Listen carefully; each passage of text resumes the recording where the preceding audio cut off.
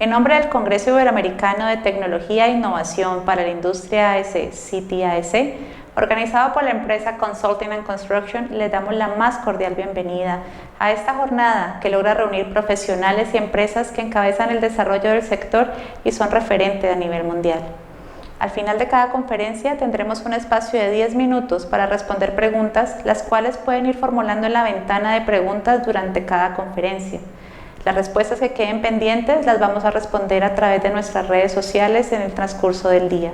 También pueden obtener información de la programación del evento y la biografía completa de cada uno de los conferencistas en las pestañas correspondientes.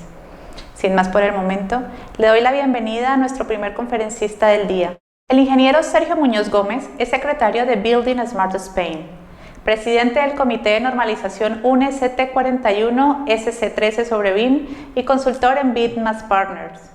Su carrera profesional está vinculada a actividades de investigación, desarrollo e innovación relacionadas con la interoperabilidad entre agentes, procesos y aplicaciones. Ha sido director de investigación y desarrollo del Instituto Tecnológico de Construcción IDICO y actualmente es CEO y cofundador de la startup Laurentia Technologies. Ha sido durante 5 años presidente del Building Smart Spain Chapter desde su fundación en el año 2012. Hola a todos, muchas gracias Ana María por tus palabras. Soy, como decía Ana María, Sergio Muñoz, soy secretario de Building Smart Spain, soy ingeniero y estoy muy agradecido de poder formar parte y participar en el Congreso CITIA-EC 2020, en el cual os voy a hablar sobre la adopción de las normas ISO 19650 para el desarrollo de proyectos BIM. Bueno, como os comentaba, soy secretario de Building Smart Spain, además soy el presidente del Comité de Normalización sobre BIM en España, el UNE CT41 Subcomité 13, y por otro lado soy también cofundador de dos empresas, de BIM Partners y de la Oriente Technologies, ¿vale? Donde desarrollo pues, labores de consultoría. Y tenéis mis datos de contacto y estoy a vuestra disposición para cualquier duda futura que os pueda surgir.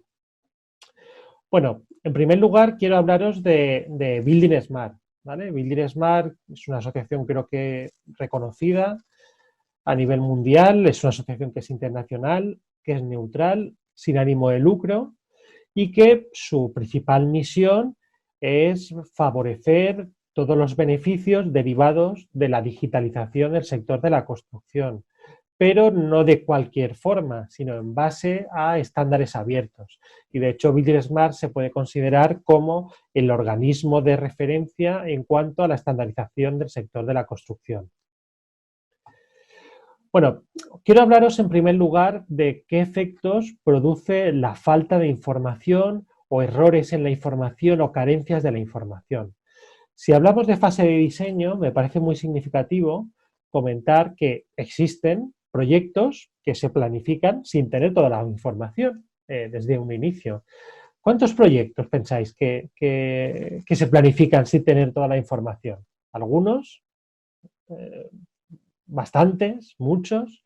Bueno, pues según un estudio hablamos del 92%, es decir, prácticamente todos los proyectos se planifican sin tener toda la información para hacer un buen análisis, una buena planificación. Si ya hablamos de fase de construcción, bueno, es bastante común conocer que hay proyectos pues, que no cumplen el coste estimado inicialmente, ¿no? Y que tienen una desviación de coste siempre por encima. Si queremos cuantificar esto, ¿de cuántos proyectos estamos hablando? De un 80%. ¿Vale? 4 de cada 5 proyectos se desvían en coste de las estimaciones iniciales. Más datos sobre fase de construcción. Los materiales que llegan a obra para utilizarlos en la construcción del edificio o de la infraestructura, bueno, pues hay una parte de los que llegan a obra que acaban convertidos en residuos porque han llegado en un momento que no tocaban, porque han llegado de más, porque no se han podido acopiar, por temas logísticos. Bueno, pues evidentemente esto tiene un coste tanto económico como medioambiental muy importante. ¿De cuánto estamos hablando? Bueno, de cerca de un 40%, un 37% de los materiales que llegan a obra se convierten en residuos. A mí me parece un dato demoledor. ¿Y qué pasa si ya llegamos a la fase de operación y mantenimiento? ¿Vale? Supongamos que tenemos un colegio de alrededor de 20.000 metros cuadrados, ¿no? Y que tenemos que mantener, pero que la información de la que disponemos para mantener, bueno, pues es deficiente. ¿Vale? Bueno, pues se estima que esas deficiencias de información tienen un coste de alrededor de casi $2,50 por metro cuadrado al año. ¿Vale? Si estamos hablando de, en este caso, un colegio de 20.000 metros cuadrados y a lo mejor un tiempo de vida de 30 años, bueno, pues nos vamos a $1,5 millones en 30 años. Esto, pensar en una administración que tenga pues, un número importante de activos, de colegios, de hospitales, de centros cívicos, bueno, pues evidentemente es un coste muy grande que se va eh, malgastando, digamos, a lo largo de los años, durante todo este ciclo de vida del activo. Por eso es tan importante la normalización, porque estos errores de información en muchos casos se deben a que bueno, es información que no sabemos leer o que es información que está mal aportada o que no está bien definida qué información es la que hay que aportar ni quién es el responsable de hacerlo. ¿Vale? De ahí la importancia de normalizar, ¿vale? La importancia de llegar a acuerdos por todas las partes de cómo debemos trabajar. A mí siempre me gusta hablar que a la hora de ponernos de acuerdo en cómo trabajar, bueno, pues podemos ponernos de acuerdo, por ejemplo, dos personas que vamos a trabajar en un proyecto o dentro de una misma organización, en un despacho de arquitectura pequeño, podemos ponernos de acuerdo en cómo llamar las cosas, en cómo trabajar, en nuestra metodología de trabajo y con eso definir unas especificaciones corporativas técnicas, un manual, digamos, interno, pero el alcance de ese manual, de esas especificaciones técnicas, es únicamente el de nuestra propia organización. Si queremos colaborar con otros, tenemos que adoptar acuerdos de cómo trabajar con esos otros, con esas otras partes. ¿Vale? En la cima de la pirámide tendríamos los estándares internacionales, ¿vale? En el cual, bueno, pues a nivel global se pone de acuerdo todo el sector en cómo trabajar. En el mundo BIM, o sea, si especificamos en sector construcción y el ámbito del desarrollo de proyectos de forma digitalizada, tal y como BIM promueve, bueno, pues que sepáis que existe un comité de normalización a nivel ISO y existen otros comités por debajo. Por ejemplo, en el ámbito europeo hay un comité también que rige o que dirige todo el marco europeo. Después vienen los comités nacionales. Prácticamente yo creo que todos los países tienen su comité nacional. Habitualmente muchas normas se desarrollan en el ámbito ISO, en el ámbito internacional y posteriormente son adoptadas por los países en el ámbito nacional. Un poco por debajo podemos ver lo que serían estándares abiertos promovidos por la industria, ¿no? Que la propia industria desarrolla y promueve, como es el caso de Build Smart. Estas propuestas que desarrolla muchas veces la industria acaban siendo elevadas o acaban adquiriendo el rango de norma internacional. Y un ejemplo bastante claro es el del formato de intercambio IFC. El formato de intercambio de datos IFC ha sido desarrollado y continúa en desarrollo por parte de Build Smart, pero por otro lado ha sido elevado al rango de estándar ISO internacional.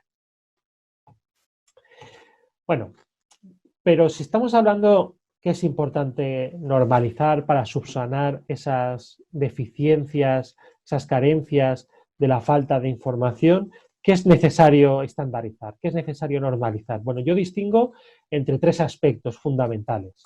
El primer aspecto, propiamente dicha, la información, ¿vale? La información que va a contener, en este caso, un modelo, pues cómo vamos a llamar las cosas, cómo se va a clasificar la información, cómo se va a organizar la información, qué cantidad de información debemos aportar, pero es también importante los procesos de cómo se va a definir esa información, cómo se va a producir esa información, cómo se va a compartir, cómo se va a entregar, cómo se va a utilizar esa información y finalmente el formato de entrega de esa información, de intercambio de esa información.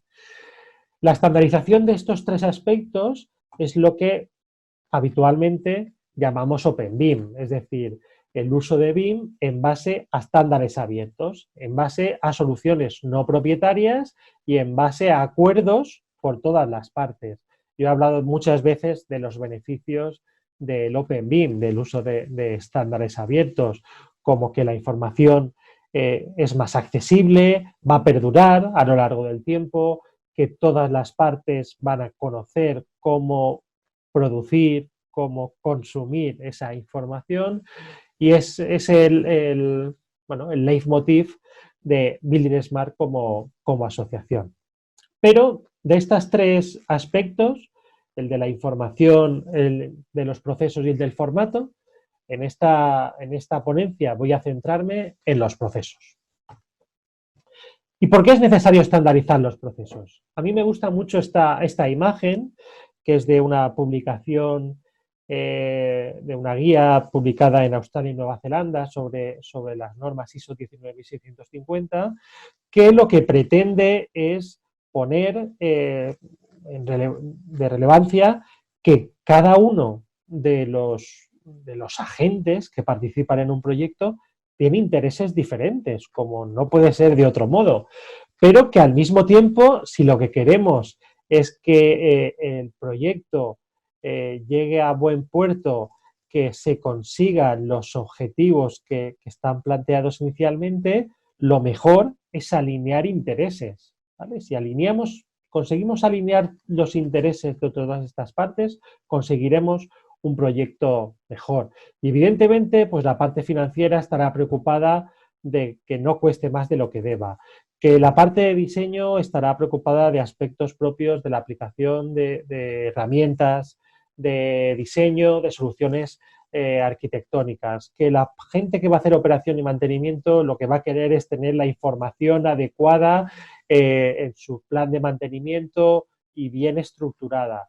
Y que, bueno, parece que estos son muchos intereses y por tanto va a haber mucha información que hay que estructurar de forma adecuada y que hay que alinear, como decía antes. ¿Por qué es importante entonces aplicar la ISO 19650? ¿No? ¿Qué es lo que pretende las normas ISO 19650 y qué beneficios vamos a obtener? Bueno, lo primero porque nos va a permitir mejorar la calidad, ¿vale? La calidad del proyecto y con lo cual del edificio, de la infraestructura que vamos a construir. En segundo lugar, para asegurar el cumplimiento de los requisitos, y esto es muy importante, ¿no? Y luego hablaremos en detalle de qué tipos de requisitos hay, pero parece de sentido común, ¿no? Y parece lógico, pero si existen unos requisitos que están marcados inicialmente, tenemos que asegurarnos que esos requisitos se cumplan. Y en tercer lugar, porque es importante definir las responsabilidades de todas las partes. Aquí en un proyecto va a participar mucha gente y estamos hablando de que la generación del modelo de información, del modelo BIM, también va a corresponder a muchos agentes, a muchas partes. Y es importante definir qué tiene que hacer cada cual y quién es responsable de cada cosa. Pero al mismo tiempo tampoco tenemos que pensar que aplicar la ISO es una carga adicional, porque no lo es. Simplemente nos va a indicar cómo hacer bien las cosas para que no nos suponga una carga adicional, sino un beneficio directo del desarrollo correcto de nuestras actividades que ya estamos haciendo ahora mismo en nuestros proyectos. Bueno, ¿y qué es la ISO 19650 de la que os estoy hablando? Bueno, pues es un marco para la gestión de la información cuando se utiliza BIM. Es decir, en un proyecto donde se va a utilizar la metodología BIM, se van a utilizar herramientas, se va a colaborar entre varios agentes, pues necesitamos definir cómo va a ser la gestión de la información. Y para eso, la ISO 19650 es un conjunto de normas, cada una centrada en un aspecto diferente. La primera de ellas, la parte 1 de esta norma, bueno, pues establece los conceptos generales a tener en cuenta, ¿vale? Bueno, pues define, ¿no?, una serie de conceptos que del resto de normas se van a aplicar. La parte 2 es la que define cómo se va a gestionar la información durante la fase de desarrollo, entendiendo por fase de desarrollo lo que en un proyecto sería fase de diseño más fase de construcción, es decir, todo lo que sería planificación, concepto, planificación, diseño y construcción. Todo eso es lo que la ISO 19650 agrupa dentro de la fase de desarrollo y es lo que se trata en la parte 2 de esta norma. La parte 3, por otro lado, es lo que viene después, es decir, la fase de operación, lo relacionado con operación y mantenimiento. ¿Cómo vamos a gestionar la información en la operación y mantenimiento?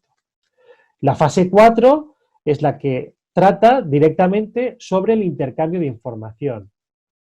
Y finalmente, la fase 5 es la que trata aspectos muy importantes sobre seguridad de la información. Estamos hablando de información que puede ser muy sensible y que debe estar correctamente protegida y esa seguridad sobre la misma debe estar sobre la mesa y debe ser tenido en cuenta. De todas estas partes, la única que aún no está publicada porque aún está en desarrollo es la parte 4. Las otras partes ya están publicadas, algunas se publicaron en 2019 y otras se han publicado en 2020. Conceptos fundamentales, ¿vale?, que vienen recogidos, digamos, en la parte 1. Lo primero, lo que serían las partes, ¿no?, o los agentes. Estamos hablando de que por un lado tenemos que podría ser el cliente, que puede ser el promotor o puede ser un propietario, el gestor, ¿no?, del activo. Por otro lado tenemos al contratista principal, o ahí también puede estar el arquitecto, dependiendo el país o el tipo de contrato. Y finalmente, pues tenemos los subcontratistas, los especialistas, los proveedores. Bueno, a todas estas partes, a todos estos agentes, la norma ISO los llama del siguiente modo: Appointing Party, ¿vale? Lead Appointed Party y Appointed Parties. Lo he puesto en inglés porque es como viene definido en ISO, lo cual no quita que después en cada país pues esto se traduzca de una forma, ¿no? Por ejemplo, en España, aquí estamos hablando del adjudicador, el adjudicatario principal y el resto de adjudicatarios, ¿no?, y otros adjudicatarios. ¿Qué relaciones tienen entre estas partes? Bueno, las relaciones son bastante claras. Desde arriba hacia abajo se definen requisitos de información. En primer lugar, por parte del cliente, promotor o propietario, al contratista o arquitecto. A su vez, si ese contratista o arquitecto va a necesitar de otros proveedores o subcontratistas o especialistas, les definirá otros requisitos de información. ¿Cuál es la respuesta a estos requisitos de información? Entregables de información, que deberán cumplir, deberán satisfacer los requisitos de información, ¿vale? Bueno, pues esto es lo que serían cómo clasificamos a las partes involucradas en un proyecto según la ISO 19650. Segundo concepto fundamental, los requisitos de información, ¿vale? Hemos hablado de que de arriba hacia abajo vamos definiendo requisitos de información.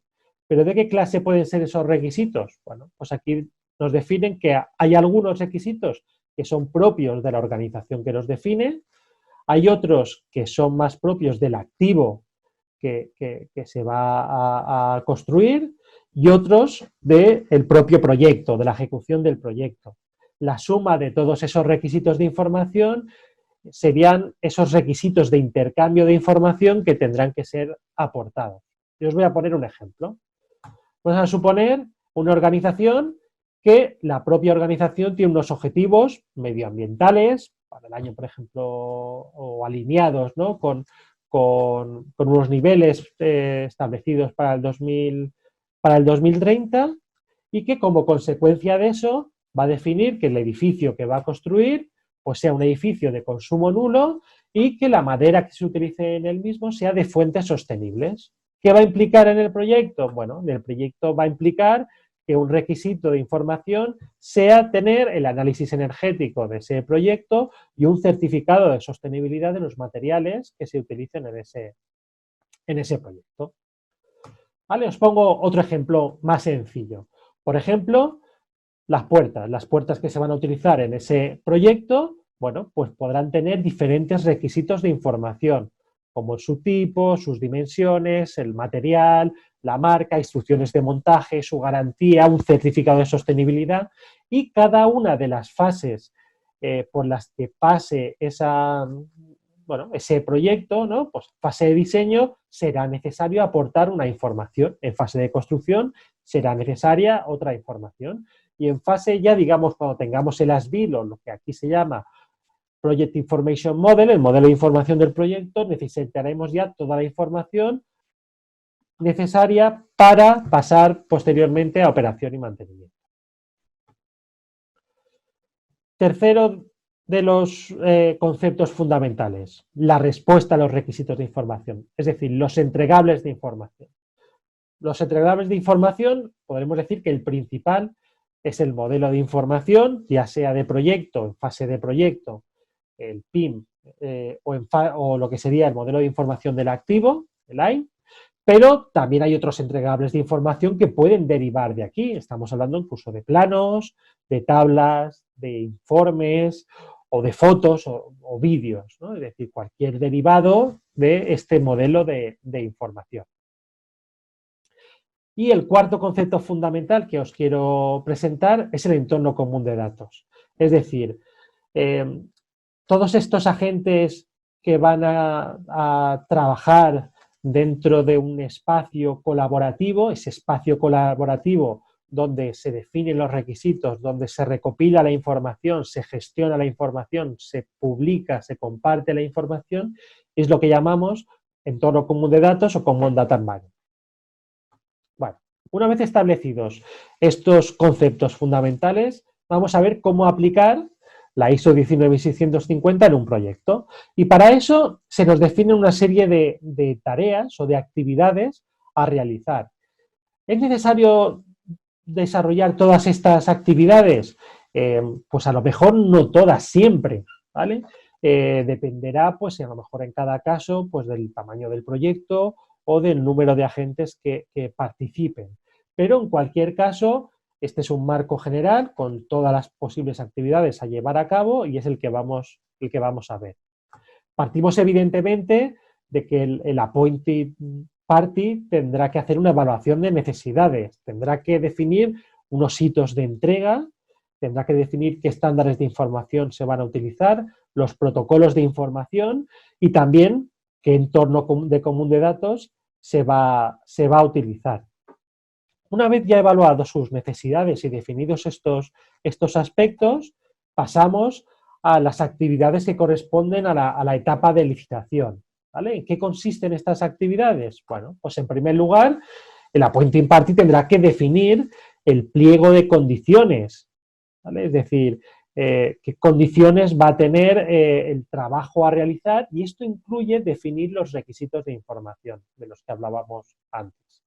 Este pliego de condiciones y estos requisitos de información los facilitará a sus proveedores, los cuales tendrán que presentar sus ofertas, tendrán que presentar el BIM Execution Plan como respuesta a ese pliego de condiciones marcado por el cliente. ¿Qué hará posteriormente el cliente? ¿Qué hará el appointing party? Bueno, pues entrará en una etapa de planificación donde inicialmente contratará, adjudicará, designará cuál es la oferta mejor o más adecuada a lo especificado y será necesario definir entonces un BIM Execution Plan ya adscrito al contrato, ¿vale? Que ya tendrá que ser el que realmente se ejecute y que marcará qué recursos humanos y tecnológicos son necesarios y será, por tanto, necesario movilizar. A continuación, entramos en lo que se llama la producción colaborativa de la información, ¿vale? Para poder generar esos entregables de información haciendo uso en el marco de ese Common Data Environment. Para eso, bueno, pues evidentemente tendremos que tener en cuenta que cada entregable de información tendremos que saber cuál es el nivel de información necesario, cómo clasificar la información, cómo vamos a organizar el modelo, si lo vamos a federar, por ejemplo, por disciplinas, en qué formato lo vamos a entregar. Bueno, pues dependerá pues, si es un modelo BIM, digamos, o si a lo mejor es un plano, es una tabla o es un vídeo, bueno, pues en qué formato se va a entregar. Para eso, otro aspecto bastante importante es tener en cuenta que la información, como muchos agentes pueden estar accediendo a ella, es necesario definir unos estados por los que pasa esa información. Y es lo que nos establece la ISO 19650 respecto a la información contenida en un Common Data Environment. Tenemos la información que empieza a generarse, que está en un estado de trabajo en curso, donde los diferentes equipos de trabajo puedan estar desarrollando esa información.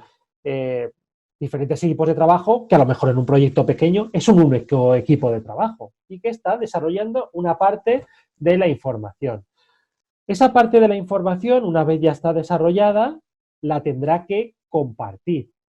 Tendrá que compartir con otros equipos a los que esa información les pueda afectar. Por ejemplo, pensemos en que el equipo de arquitectura tiene que definir el detalle de los encuentros de una fachada y que la comparte con el equipo MEP, con el equipo de instalaciones, para hacer un clash detection y ver si hay algún tipo de colisión. En función del resultado de ese clash detection, bueno, pues podríamos revertir el estado a otra vez trabajo en curso porque hubiese hacer cambios, o si ya estuviese, bueno, ya el nivel de clash detection fuese aceptable, pasaríamos a publicar la información y podríamos tener ya un modelo de información de arquitectura validado para construir. Dentro también del Common Data Environment existe lo que se llama el estado archivo, donde registramos todas las transacciones de información entre equipos y partes.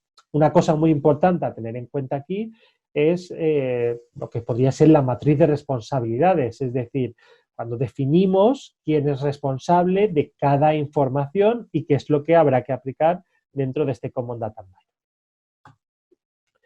Bueno, ya hemos producido la información, ¿qué nos queda? Entregarla. El proveedor de información le tendrá que entregar ese entregable de información, en este caso el modelo de información, al cliente, ¿vale? A la Pointing Party. ¿Y a quién afecta la ISO 19650? Bueno, como hemos visto antes, hemos puesto en la foto a todos los posibles agentes, desde cliente, en la parte superior, contratista y subcontratistas, especialistas y proveedores. ¿Les afecta a todos? Les puede afectar a todos, efectivamente. ¿Necesariamente les tiene que afectar a todos? Bueno, necesariamente entendemos que al menos debe afectar tanto a la Pointing Party como al Lead Appointed Party. ¿Vale? Esa es la estructura mínima que debe verse afectada por la ISO 19650. ¿Vale? Si además subcontratistas, especialistas, proveedores también se suman a trabajar de este modo, pues mucho mejor y los resultados pues se optimizarán. ¿Y en qué tipo de proyectos? ¿Vale? Porque tipos de proyectos hay muchos, ¿no? El Appointing Party, ese cliente puede ser público o privado, proyecto puede ser de edificación o de obra civil, podemos hablar de un proyecto de obra nueva o de rehabilitación, de un tamaño pequeño, mediano o grande. Bueno, la realidad es que la ISO 19650 es para proyectos públicos, de edificación y de obra civil, pero también es para proyectos privados. Y también sirve para proyectos de obra nueva y de rehabilitación. Y también es de aplicación para proyectos pequeños, medianos y grandes. No pensemos que esto solo es para proyectos grandes donde participan muchos agentes, ¿vale? También para proyectos pequeños. Y de hecho, si alguien va a empezar, ¿no? Y quiere saber en qué proyecto, ¿no? Comenzar a aplicar la ISO 19650, bueno, algunas recomendaciones o consejos sería pues aplicarla en proyectos de un tamaño medio o de un tamaño pequeño, donde los participantes tengan cierto nivel de madurez. Es decir, estamos hablando que los participantes van a desarrollar el proyecto con BIM y que ya deben saber, bueno, pues generar un BIM Execution Plan, definirlo bien, trabajar en un entorno común de datos. El Appointing Party debe ser capaz de definir los requisitos de información y, por tanto, los Appointed Parties deben ser capaces de producir esos entregables de información. Y otra cosa muy importante es que estos agentes deben tener la capacidad de poder colaborar, y esto creo que también es fundamental. Con lo cual, los consejos que doy para comenzar, ¿no?, para que una organización empiece a aplicar la ISO 19650 serían estos. ¿Qué pasa, por ejemplo? Pues supongamos que un cliente no exige la aplicación de la ISO 19650. Bueno, en cualquier caso, el contratista principal podría decidir aplicarlo porque así estaría mejorando sus propios procesos de desarrollo y de producir los entregables de información. Con lo cual, recomiendo que, aunque el cliente no lo requiera, se aplique por parte del contratista o del arquitecto.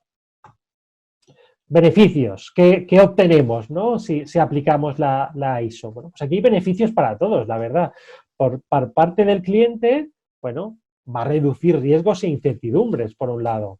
Va a aumentar la competitividad. Esto también es importante. ¿Por qué va a aumentar la competitividad? Bueno, pues que va a definir claramente cuáles son su pliego de condiciones y sus requisitos de información, de modo que todos los posibles proveedores van a poder realizar sus ofertas en sus BIM Execution Plan precontractuales. Y también va a conseguir facilitar las tareas de operación y mantenimiento. Todo lo que sea que los entregables de información se aproximen al máximo a los requisitos iniciales de información, además teniendo en cuenta que esos requisitos de información ya han tenido en cuenta los requisitos propios de la organización y los del activo, pues va a facilitar, por supuesto, las tareas de operación y mantenimiento. Pero también hay beneficios para contratistas, arquitectos, ingenieros y proveedores. Por un lado, ahora mismo es una ventana de oportunidad. Es decir, cuando se está iniciando a cada vez más contratos, están exigiendo la aplicación de la ISO 19650 o que los que participen tengan algún tipo de certificación respecto a esta norma, es una oportunidad poder acceder a esos proyectos porque la competencia no es muy alta actualmente. Porque facilita la colaboración y eso también es muy importante para ellos. Es decir, al final cada parte se va a encargar de desarrollar un aspecto y esa ayuda a poder realmente poner en común el trabajo de todos es muy importante y es un beneficio directo. Y mejorar productividad y eficiencia, no tener que reintroducir información, el no tener que desperdiciar información que ya se ha introducido, el reducir esos errores de información, pues va a hacer que la productividad evidentemente aumente. Y finalmente, un reconocimiento de habilidades y capacidades, porque en esa evaluación de los proveedores que debe hacer el cliente, debe haber una evaluación también de que los proveedores tienen las habilidades y capacidades necesarias para poder desarrollar el proyecto conforme a los requisitos de información y las exigencias marcadas. Y ese reconocimiento de las habilidades, de las capacidades, de la formación del personal, de cómo está preparada una organización por parte de terceros, es muy importante. Conclusiones, ya para finalizar. Bueno, como hemos dicho, la ISO 19650 promueve alinear los objetivos de todas las partes que participan en un proyecto. Es decir, no intenta que los objetivos de uno prevalezcan sobre los de los demás. Evidentemente el cliente, ¿no?, pues está por encima, pero es importante alinear los objetivos de todas las partes. Que es de aplicación en cualquier proyecto, que no pensemos que esto es solo para proyectos grandes, que de hecho, como os decía antes, recomiendo empezar con proyectos pequeños, donde además en muchos casos no es necesario aplicar todas las actividades o subactividades que la norma define, y promueve una definición clara de requisitos, de entregables y de responsabilidades. Y finalmente, que estamos hablando de una norma ISO, con lo cual es un marco internacional que nos va a ayudar, por un lado, a proveedores a participar en proyectos de fuera, a proyectos externos, proyectos internacionales, y a clientes, por otro lado, a poder atraer a proveedores internacionales a participar en sus proyectos. Y por mi parte, nada más. Espero cualquier pregunta, cualquier duda que tengáis. Tenéis ahí mis datos de contacto y estoy a vuestra disposición para cualquier cosa. Muchas gracias. Bueno, Sergio, tenemos una ronda de preguntas y respuestas de 10 minutos como ya habíamos anticipado en la introducción del evento. Entonces, pues queremos saber si estás listo para comenzar. Iniciamos con ello. Sergio, ¿cómo estás? Sergio, ¿me escuchas? Sergio, parece que hay una desconexión. No logro escucharte. Por favor, confírmame si sí me puedes escuchar. Bueno, a toda la audiencia, en caso de que por alguna cuestión técnica de parte de Sergio haya perdido la conexión, vamos a esperarle 2-3 minutos para que se pueda conectar. Mientras tanto, les invitamos a que hagan las preguntas por medio del chat. En el botoncito que dice preguntar, escriban la pregunta que tengan, ahí va a quedar registrada y posteriormente yo se la voy a hacer a Sergio si es que logra satisfactoriamente conectarse dentro de los 2-3 minutos que vamos a dar de espacio. Entonces, les pedimos un poco de paciencia, entendemos que la dificultad de transmitir en vivo puede ocasionar este tipo de desconexiones, entonces, por favor, si tienen algunas preguntas, háganlas en el chat y en 3 minutos volvemos para hacer la sesión con Sergio Muñoz.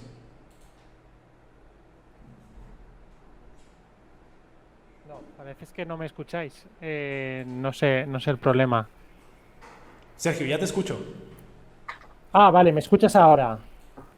Sí, ya te oigo. Vale, genial. Listo. Mira, Pues al momento perfecto. el público Decidme. está... Perdón. ¿Me decía, Sergio? Nada, dime. No, que me preguntéis listo. lo que queráis. Claro, listo. Mira, me están diciendo que algunas preguntas no se han podido enviar en el chat. La instrucción que les dimos fue para poder hacerlo. No sé por qué no están saliendo algunas, pero ya me las enviaron en el sistema de respaldo que tenemos y voy a comenzar con la primera. Y dice, ¿cómo podemos alinear a una empresa de arquitectura con la ISO 19650? A ver, la ISO 19650 marca cómo, establece una serie de recomendaciones para desarrollar proyectos en BIM. Entonces, para el estudio de arquitectura, pues le dirá que utilice un entorno de colaboración en el que trabajar todo el equipo. Le dirá que utilice una nomenclatura para llamar a los archivos, para clasificar los modelos, con lo cual, aunque el cliente no requiera el uso de la norma, para el propio trabajo del día a día del estudio de arquitectura le va a ser de mucha utilidad. Claro. La siguiente pregunta dice, ¿cuáles son los elementos dentro de una organización que pueden obstaculizar la adopción de la ISO 19650? Bueno, yo creo que muchas veces son los eventos culturales, ¿no? Que de barreras a cambiar nuestra forma de trabajar, y al final la ISO pues, nos está diciendo que establezcamos una metodología estandarizada y lo primero es que pongamos en común cuál es esa forma. Entonces, posiblemente las primeras barreras sean las de rechazo al cambio, ¿no? Más que tecnológicas, que no creo que las haya. Entiendo. Y siguiente pregunta.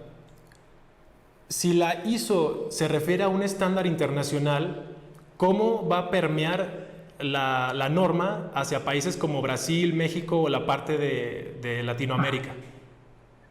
Bueno, tenéis que entender que una norma internacional se queda en un nivel suficientemente alto para que sea de aplicación, yo creo que prácticamente en cualquier país, ¿vale? Lo que sí que es verdad es que esta norma recomienda que en cada país, o propone que en cada país, pues, además de transponer la norma tal cual como está definida, sugerir una serie de recomendaciones propias nacionales, ¿no? Que puedan haber. Pero yo creo que que es de fácil aplicación. Sí que es verdad que aquí, bueno, se plantea un modelo de contratación que es muy anglojón y que a lo mejor en países latinos no es tan habitual, pero que se puede aplicar de igual forma, que no hay ningún problema para hacerlo.